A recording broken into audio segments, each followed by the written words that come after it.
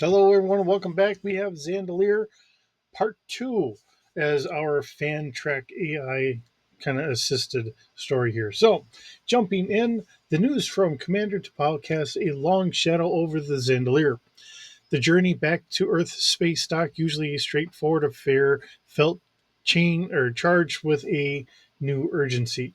Captain Richards made it clear to her crew that while their supply run was a paramount mission, their secondary mission was to uncover any leads to the Obsidian Hand.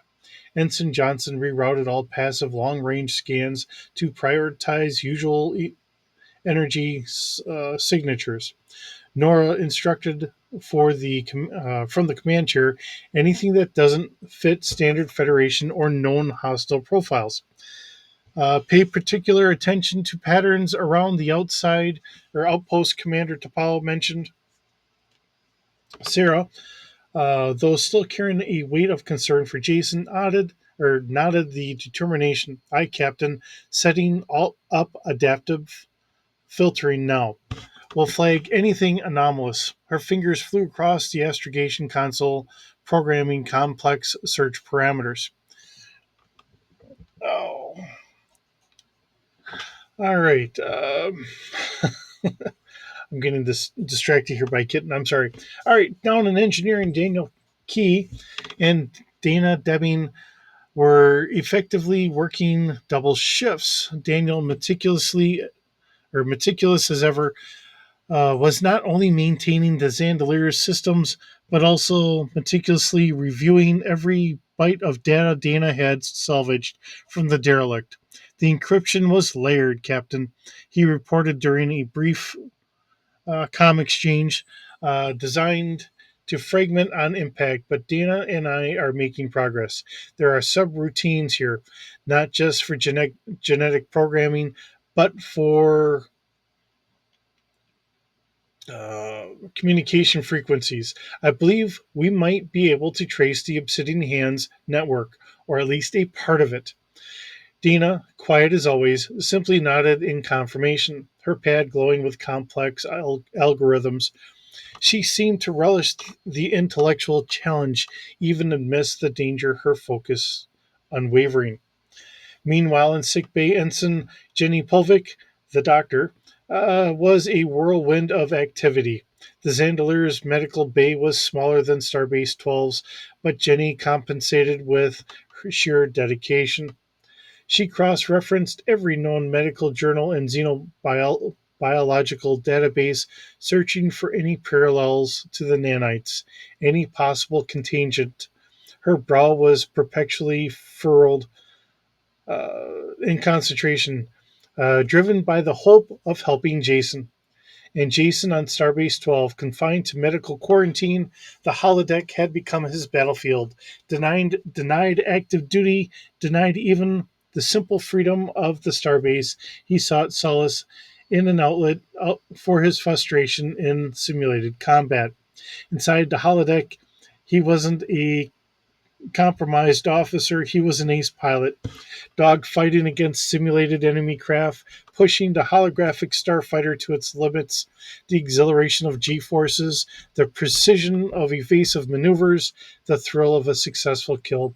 It was a temporary escape from the chilling reality of what was happening inside him.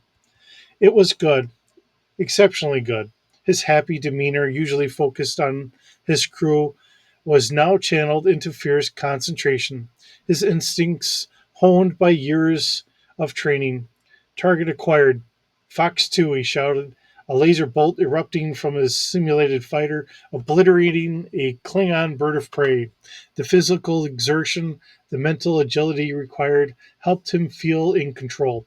Even as his own biology betrayed him, he pushed himself harder with each session, sometimes crashing, sometimes emerging victorious, drenched in sweat, but momentarily free.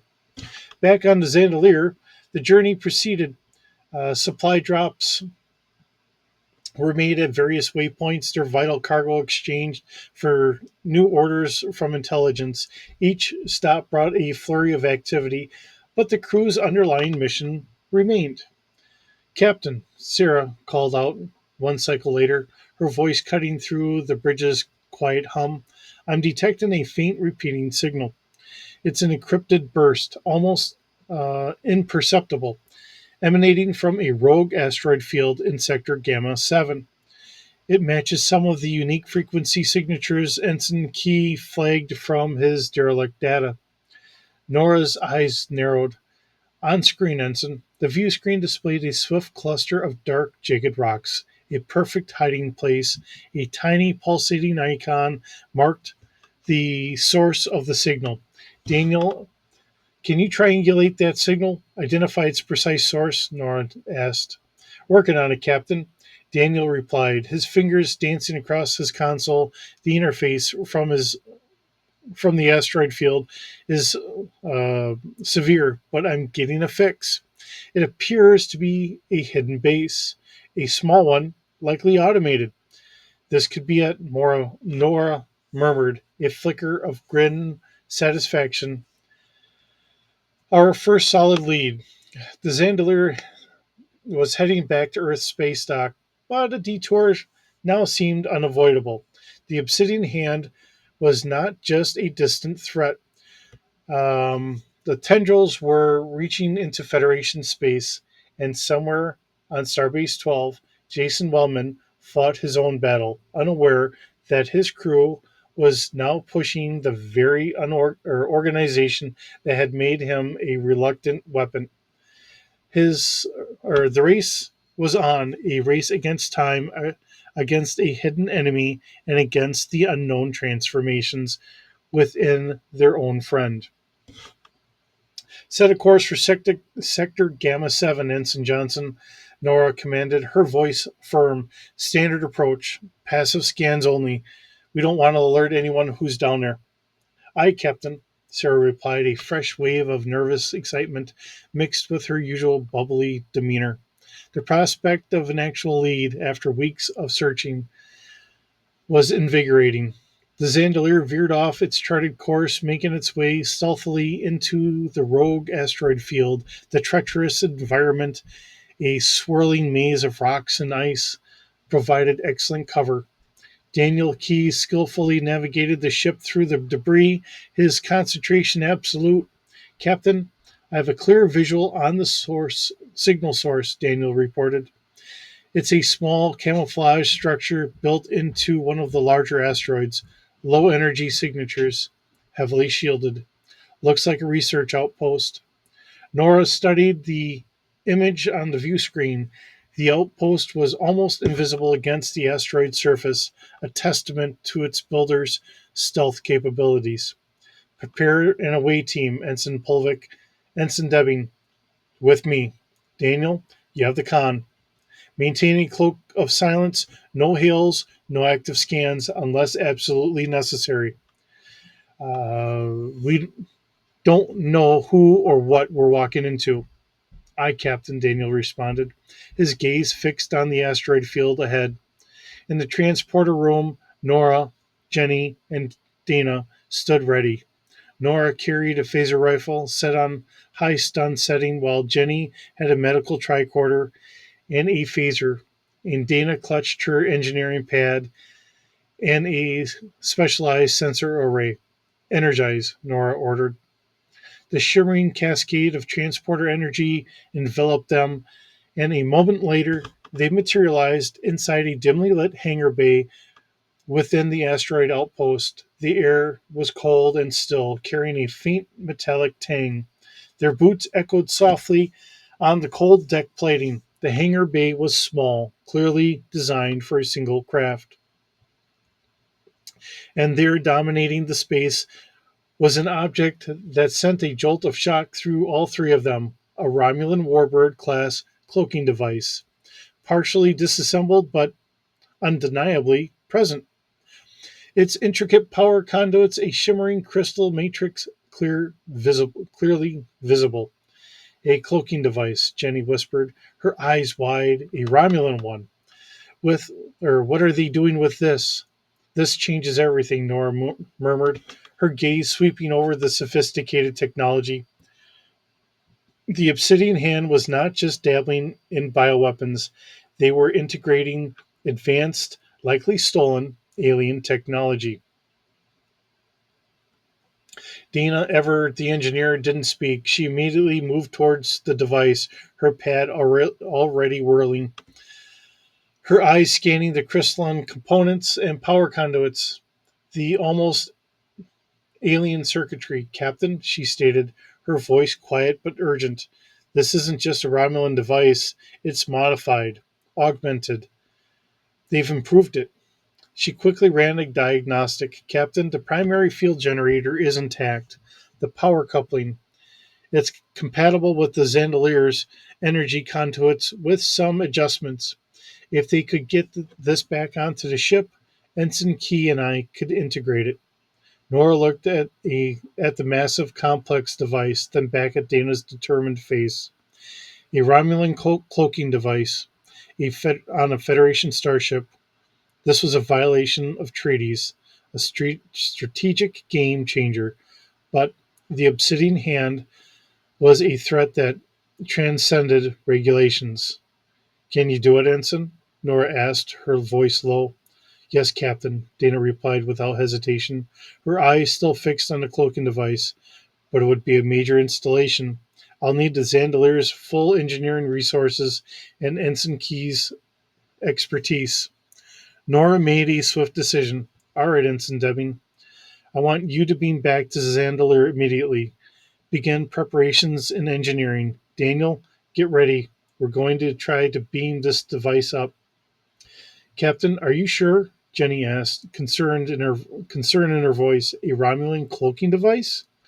Desperate times, Ensign, Nora said, her jaw set. The Obsidian Hand won't fight fair, and neither can we. Not if we want to stop them. We need every advantage we can get, Dana. Energize. Aye, Captain, Dana confirmed, and a moment later she was gone, shimmering out of existence. Nora and Jenny were now alone on the silent hangar, a massive, potentially game changing piece of technology before them. Nora turned her attention to the rest of the outpost. All right, Ensign Pulvik, we need to find out what else they've got hiding here, and we need to do it quickly. Keep your medical tricorder ready. Anything out of the ordinary, any signs of biological research, I want to know about it. They moved cautiously out of the hangar bay, phasers at the ready, deeper into the dark, silent corridors of the Obsidian Hand's secret outpost. The Romulan cloaking device was a powerful tool, but it also raised disturbing questions about the scope of the Obsidian Hand's network and their access to such forbidden technology. The stakes had just risen exponentially. Nora and Jenny moved with calculated precision through the dimly lit corridors of the Obsidian Hand's outpost. The air grew colder, and a faint electrical hum began more pronounced as they ventured deeper. Their phasers were drawn, set to stun, but their senses were on high alert. The first security turret appeared suddenly, retracted from the ceiling panel in a low whir, its optical sensors immediately locking onto them, and a targeting beam, a thin red line, illuminated Nora's chest. Freeze! The synthetic voice crackled from the turret, followed by a whine of its energy weapon charging. Nora reacted instantly, diving behind a cluster of equipment crates. Jenny, cover! Jenny, despite her usual gentle nature, showed surprising agility. She dropped to one knee, bringing her phaser up. On it, Captain. Her stun blast struck the turret, but it was heavily armored and absorbed the impact with a shower of sparks, continuing to charge its weapon. It's shielded, Nora yelled, peeking from behind cover. Aim for the optical sensor or its power conduit. The exchanged fire they exchanged fire. The turret responded with rapid bursts of energy that scorched the bulkhead near them. Finally, Jenny's precise shot hit the optical sensor, and the turret sputtered, its targeting beam wavering before it went dark with a final hiss. Nice shot, Ensign, Nora praised, raising cautiously. Thank you, Captain, Jenny replied, her breath still a little short but a spark of pride in her eyes.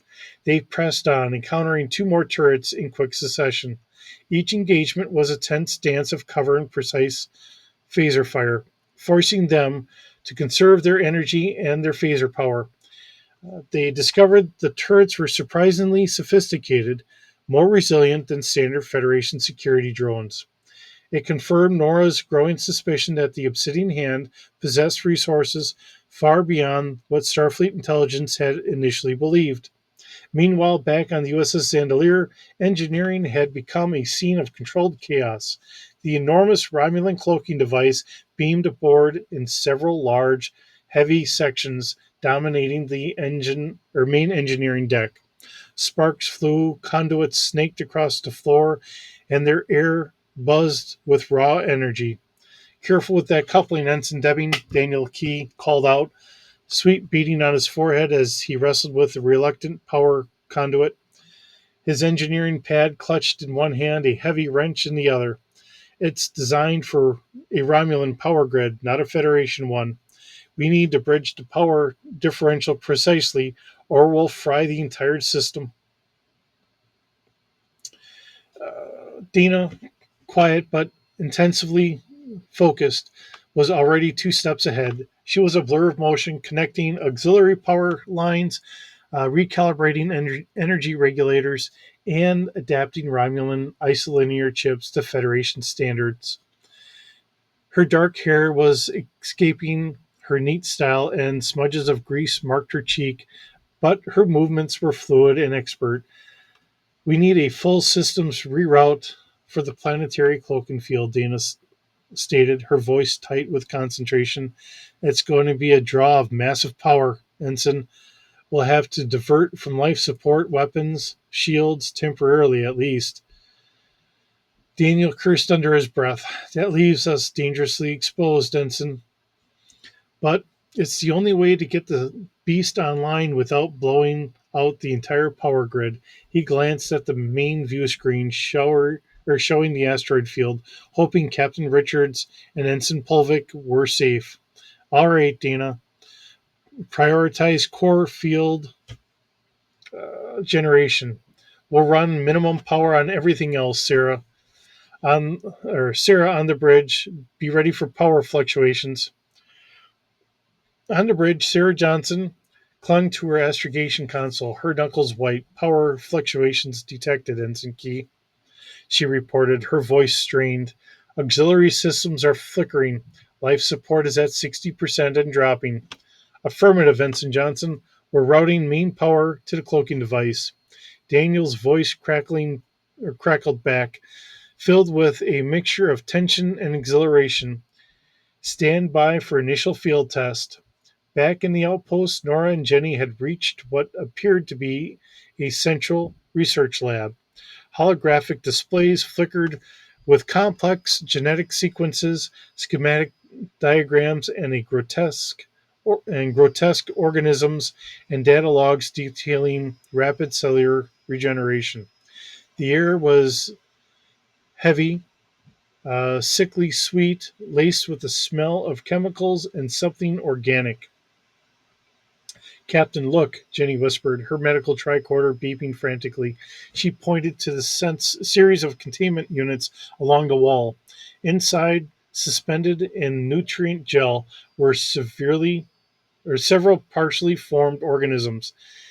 They were multi-limbed, vaguely humanoid, but with grotesque deformities. Extra eyes, elongated claws, exposed musculature.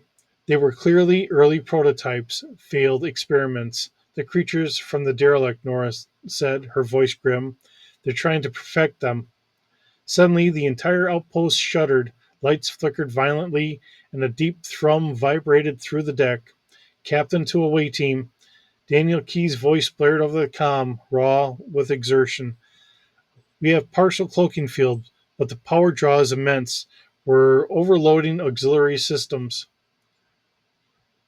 Just then, a klaxon blared from somewhere deeper within the outpost.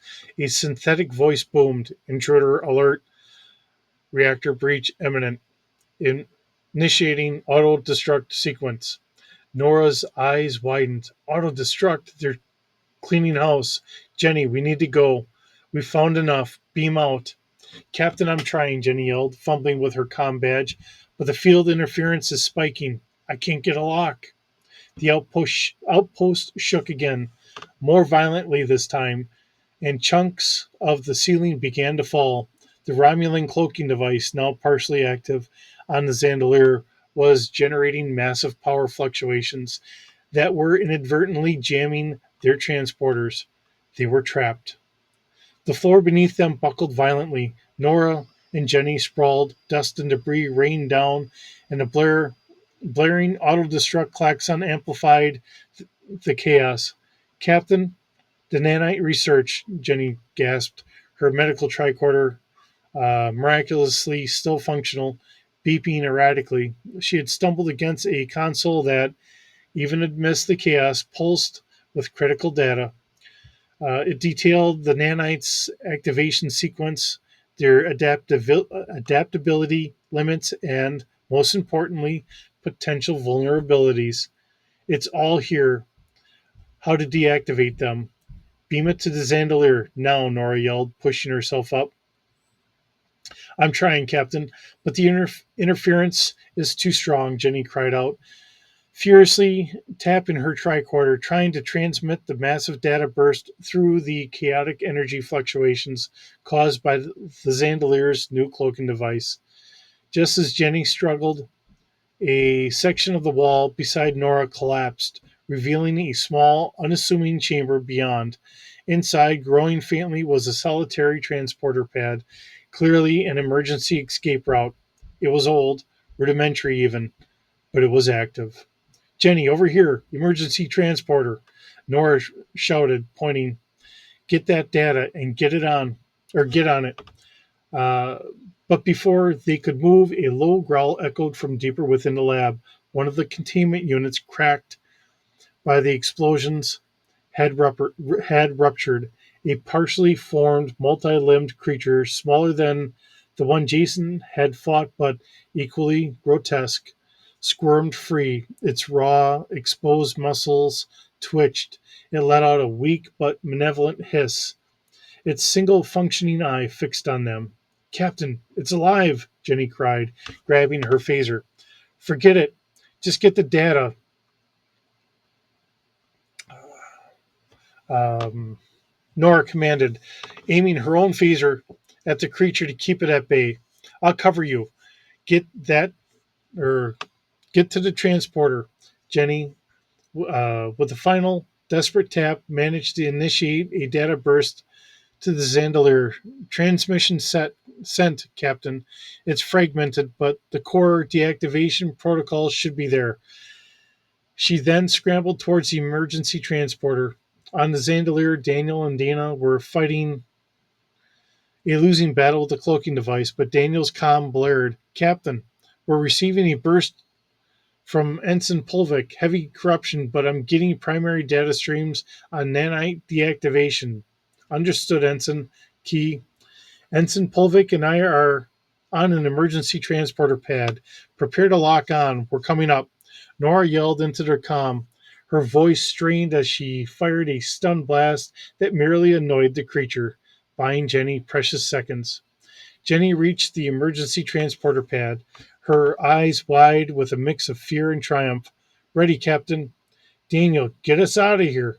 Nora commanded, backing towards the pad, her phaser still pointed at the creature, which was slowly but surely gaining on them. The lab was collapsing around them, the auto destruct countdown now a deafening roar. Trying, Captain, but the emergency transporter's signature is weak and the asteroid's core is destabilizing. Daniel's voice was filled with a frantic urgency. He and Dana were covered in grime and sweat, wrestling with the Romulan cloaking device, trying to stabilize its power and free up the Zandilar's transporters. Dana kept seeing Daniel struggling, made a crucial adjustment to the power conduit. Daniel, divert power from the main deflector. Just for a second, the it will give the captain the boost she needs to lock on. Risky, Dana, but do it. Daniel, barked, trusting his engineer's mate implicitly. On the emergency pad, Nora made it just as the creature lunged. Its claws raked the air where she had been a split second before. She turned facing Jenny and grabbed her shoulder. Now, Daniel, lock on and beam us out. A surge of energy coursed through the emergency transporter, barely enough for a lock. We have a weak lock, Captain. Daniel's voice was a mixture of relief and pure exhaustion. Energizing now. The auto destruct sequence reached its crescendo. The outpost exploded around them, but a shimmering column of light enveloped Nora and Jenny. Just as the final annihilating blast ripped through the asteroid, they materialized on the Zandilar's transporter pad, grasping their gasping for breath, covered in dust and grit, but alive. The Zandalar itself shuddered violently, as was as the nearby asteroid and all its secrets disintegrated in a blinding flash on the view screen. Report, Nora commanded, staggering off the pad. Cloak and device stabilized, Captain Daniel Key announced, appearing from engineering, looking like he'd been in a brawl, but his eyes were triumphant. We managed to get it working, albeit at minimal power, but Ensign Polvik's data transfer a success. We have the nanite deactivation protocols. Jenny clutched her medical tricorder, managing a weak smile. We found it, Captain. We found a way to save Jason. Nora nodded. A wave of exhaustion washed over her, but also immense relief. They had faced overwhelming odds, escaped a collapsing base, and retrieved valid data or vital data. The Zandalar was now cloaked, and they had a chance to save their friend. The fight against the Obsidian Hand had just begun in earnest, and they now had a secret weapon of their own. The USS Zandalar, cloaked and battle scarred, arrived back at Earth Space Dock with a silent urgency that belied its public mission. The Romulan cloaking device, now mostly integrated but still a power drain, was immediately taken offline to prepare or for proper installation optimization. Repairs began at a furious pace. Cargo bays cycled with new supplies, and Ensign Polvik's data on the nanite deactivation protocols was rushed to Starfleet Medical. But even as the Zandalar healed, the situation with Lieutenant Jason Wellman grew increasingly dire. On Starbase 12, confined to high security isolation ward, Jason's body began a horrifying accelerated transformation. The nanites, now exposed to the chaotic energy of the outpost's destruction and the Zandalar's cloaking field, seemed to have been inadvertently triggered into hyper-evolution. Initially, the changes were subtle. Jenny Pulvik now tirelessly worked with with the Starbase medical team, observed rapid cellular regeneration, then inexplicable shifts in Jason's musculature. Within hours, his masculine frame began to soften, his features subtly altered, his voice deepening and then lightening, his bone structure shifting beneath his skin was becoming fluid. The nanites were rewriting his entire genetic code at an exponential rate. Jenny reported to Captain Richards via a secure comm, her face pale with exhaustion and horror. His body is cycling through genetic templates, trying to find a stable form. It's like an uncontrolled, accelerated evolution experiment playing out in real time. His male form gave way to a perfectly rendered female body, complete with long hair, delicate features. This lasted only a short time before his skin rippled and grotesque. Chitinous growths erupted, transforming him into a monstrous, multi-limbed creature disturbingly similar to the xenomorph they had encountered on the derelict. His screams were agonizing, echoes through the sealed ward. Starfleet medical specialists Side Jenny worked frantically trying to apply the deactivation protocols she had retrieved, but the nanites were too adaptive, too fast. Each attempt to stabilize him was met with another terrifying mutation. He became a hulking four-legged beast, then a serpentine horror, then back to a fleeting humanoid form, twisted and agonized. The activation signal wasn't external, Captain, Jenny finally concluded, her voice thick with tears during one of the reports. It's internal. The nanites were designed to adapt to any environment, any trauma. They find an optimal form for survival, and it's doing it with Jason's own genetic material as a baseline. Nora listened, her heart breaking with each update. Her cheerful, happy go lucky security officer was being consumed by a living weapon. Finally, after days of this horrific cycle, Jason's transformations reach a horrifying crescendo. His body, having cycled through countless forms, seemed to have lost cohesion. His skin bubbled, his muscles liquefied, and his bones dissolved. With a final, silent shudder, his form melted into a vicious pool of sentient goo on the floor of the isolation chamber. The goo pulsed a single internal flickering within its depths. The concentrated core of the nanite colony, now a now a waiting unidentified mass, as or it was a biological blank slate, a highly adaptive weapon, quiescent but ready. Captain, Jenny reported, her voice hollow. Lieutenant Wellman's physical form is no more. What remains is a genetic soup. It's stable now, but it's waiting for a new signal, a new environmental stimulus, or perhaps the obsidian hand to activate its final programming. Nora closed her eyes, the image of Jason's cheerful face warring with the chilling reality of his fate. They had the deactivation protocols, but they were designed for stable nanites, not for a fully transformed, hyper evolved genetic soup.